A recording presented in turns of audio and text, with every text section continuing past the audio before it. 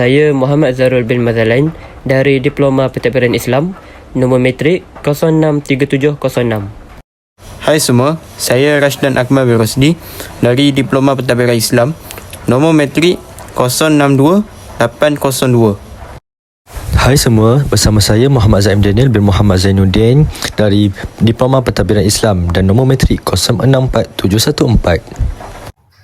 Hai semua, nama saya Muhammad Nakiuddin Samsudin dari Diploma Pentadbiran Islam. Nombor matrik saya 065243. Korang semua tahu apa itu wang? Wang atau duit merujuk kepada mana-mana item atau barang yang boleh diterima oleh orang awam dan sah di sisi undang-undang sebagai medium pertukaran dalam jualan dan urus niaga lain.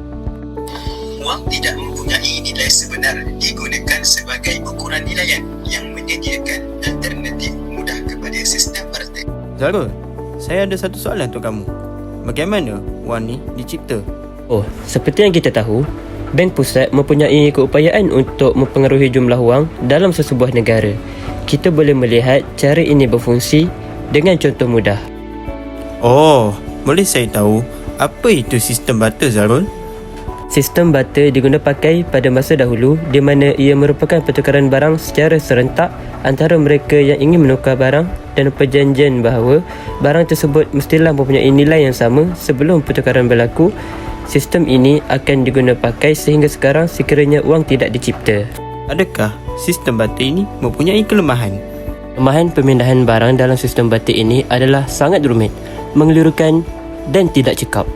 Penyelesaian kepada masalah ini ialah wang komoditi, iaitu mata wang yang berdasarkan nilai komoditi asas. Sebagai contoh, apabila seseorang menginginkan terhadap daging, maka dia perlu mencari seseorang yang menjual daging.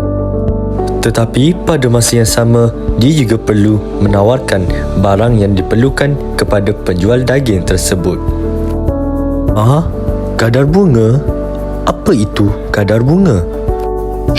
Kadar bunga adalah amount yang di-charge oleh pemberi pinjaman kepada peminjam dan ia merupakan peratusan daripada jumlah yang dipinjamkannya.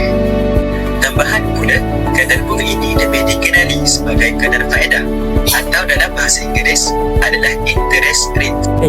Awak tahu ke kadar bunga ini terbahagi kepada berapa jenis? Ya, Zarul, kadar bunga ini terbahagi kepada dua jenis, kadar bunga nominal dan kadar bunga benar. Apa perbezaan kedua-duanya itu, Rashdan? Baiklah, jom kita tengok apa perbezaannya.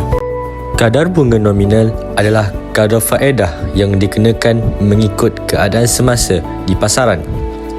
Sama ada meningkat ataupun menurun, maka dia akan mengikut pasaran semasa. Seorang pelabur meminjam modal dengan pihak bank sebanyak RM30,000.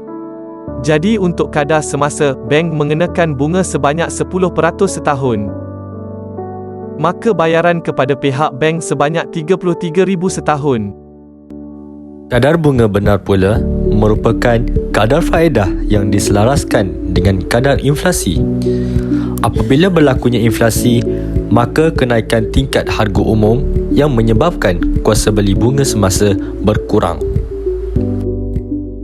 Berikut merupakan rumus kadar bunga benar.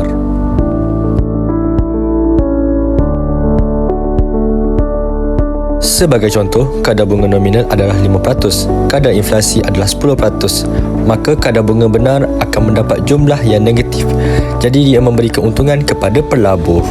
Dalam pada itu, pelabur perlu bijak untuk membuat keputusan kadar bunga benar.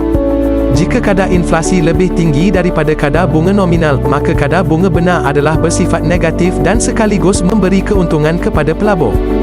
Manakala jika kadar inflasi lebih rendah daripada kadar bunga nominal, maka kadar bunga benar adalah bersifat positif dan memberi kerugian kepada pelabur. Assalamualaikum dan selamat malam.